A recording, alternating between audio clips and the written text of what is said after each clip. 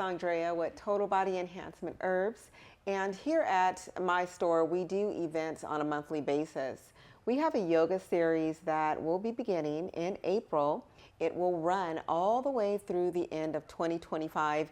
And this is something that I do annually. I have here today the instructor of our yoga series, whose name is Kendra Jackson. Now, the reason why I actually do these events, classes, lectures here, in particular the yoga, is because it's a way of me to receive healing. I don't actually instruct these classes, and for every event that I host, I don't actually conduct them. For most of the lectures I do, but for the yoga, this is the expert who I will let you hear from. And has an amazing story behind actually how she even got into yoga. So why don't we go over to you, Kendra? Why don't you introduce yourself and then share why it is that you actually got started with yoga and when? Okay, well, thank you. My name is Kendra. Thank you for having me here. I got started in yoga kind of off and on for like the last 10 years, just doing classes when I could, doing them on YouTube or on demand or something like that. And I really enjoyed the practice. I felt a lot of relief through like back pain I was experiencing at the time. And so it just was a fun new way to for me to move my body. So 2020 hit and I just realized it was time for me to go deeper within myself. And I recognized that I needed healing. And at the time, yoga was kind of the answer for me. It already proved to help me physically. And I also knew like the quieter, more stiller aspects of like meditation and being quiet and calm and breathing even. I just kind of knew that that's what I needed and pretty much what I could do because we were all stuck in the house at the time. Yes. So yoga just kind of came naturally. I engaged in a 200-hour yoga teacher training, and for 3 years, I pretty much kept my practice to myself on my mat. Like I said, the training, it was for me to just kind of work through the kind of things that had come up for me emotionally, physically, mentally, spiritually even. So for 3 years, it was just me on my mat, just kind of exploring the practice and my body, the shapes I was able to make, and just kind of feeling my way through life on my mat. But it's so very interesting that you would actually say that, because most people, I think nowadays, they consider and think of yoga as primarily being something to do for exercise. Yeah. And you clearly stated that, no, I got into this for healing of myself.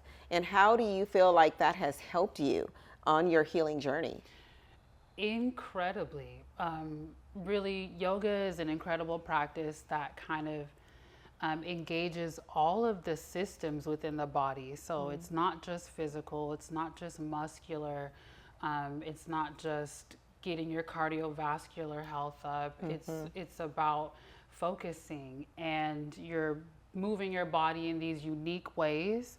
You kind of have to engage your body, engage your core, engage your muscles so that you don't hurt yourself, but also that you can allow yourself, give your body permission to relax into the practice so that you can get the deeper benefits of the practice, and that way it becomes more than just a physical way for you to move.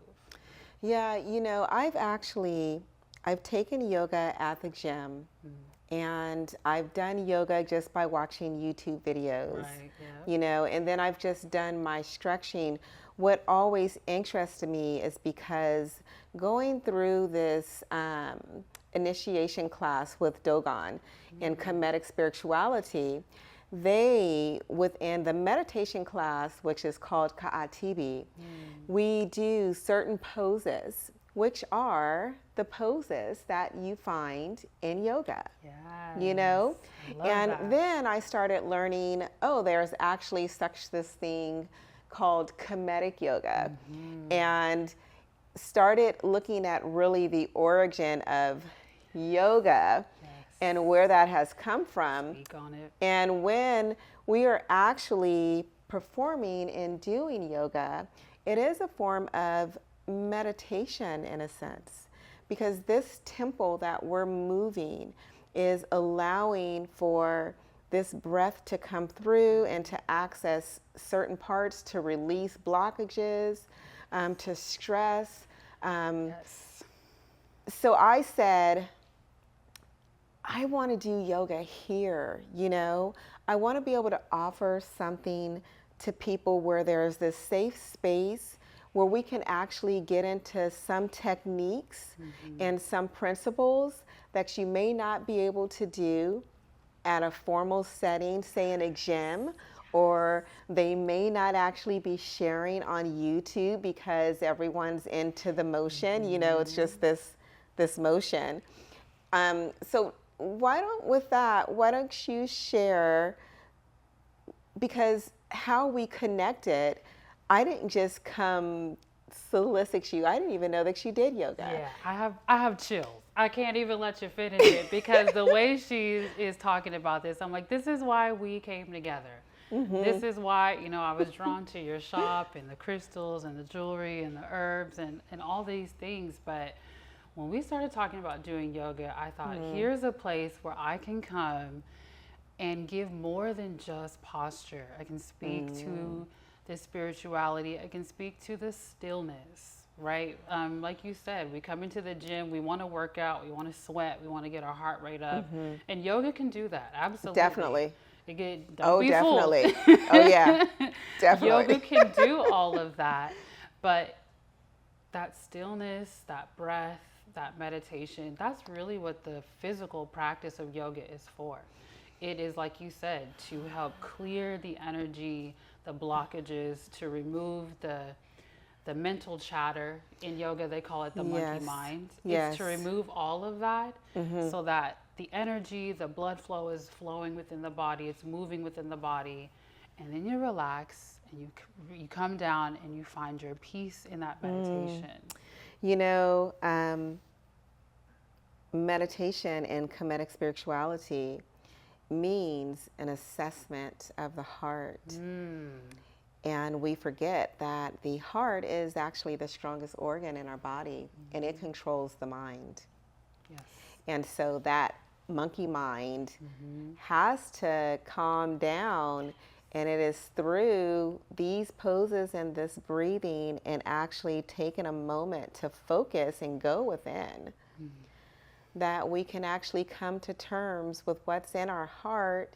And I know one thing that I really truly appreciate in your classes is that you always pay, although you're instructing us and you have this wonderfully laid out routine per se, you know, and every time it's a little different, but you pay such close attention to everyone that's here on top of you actually doing the poses. And I know that's got to be a lot of work. And then you also truly encourage us, and I can feel it, and I receive it from your heart, really sincerely, how you encourage individuals to really accept themselves for where they are, to appreciate yourself exactly where you're at. So if you can't fully engage in a position as somebody else is, it's not about anybody else. It's right here. And that whole spirit is just, you know, everyone supports each other.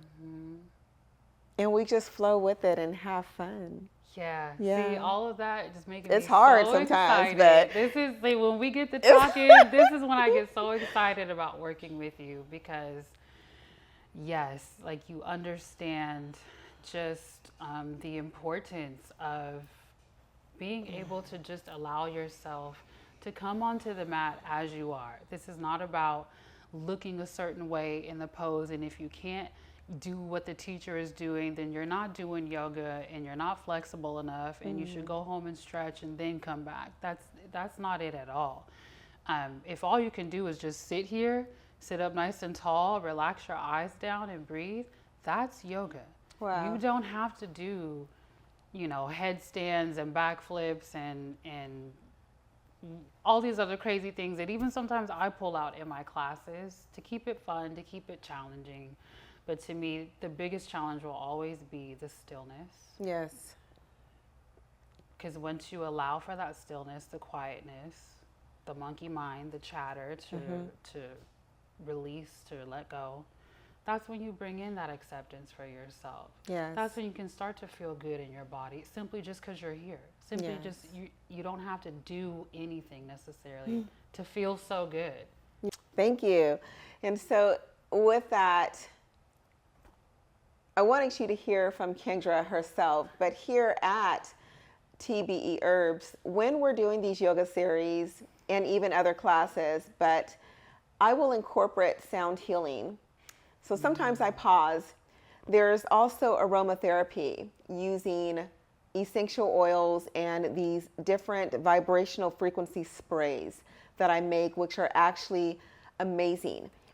There's certain oils, anointing oils, that will be used that have been specially made in order to help to activate, to balance, and awaken the chakras, our various energy sites. There's all these different modalities that you'll receive when you're doing yoga right here. And because the space is continually infused with this energy, this high vibration, with the crystals, with the scents, with the plants, with the colors, with the different minerals, and with the acceptance and the love, it makes it a wonderful environment for you to come and actually experience yoga at a different level and appreciate yourself. Thank you so much, Kendra. Thank you so much. I couldn't do this without you.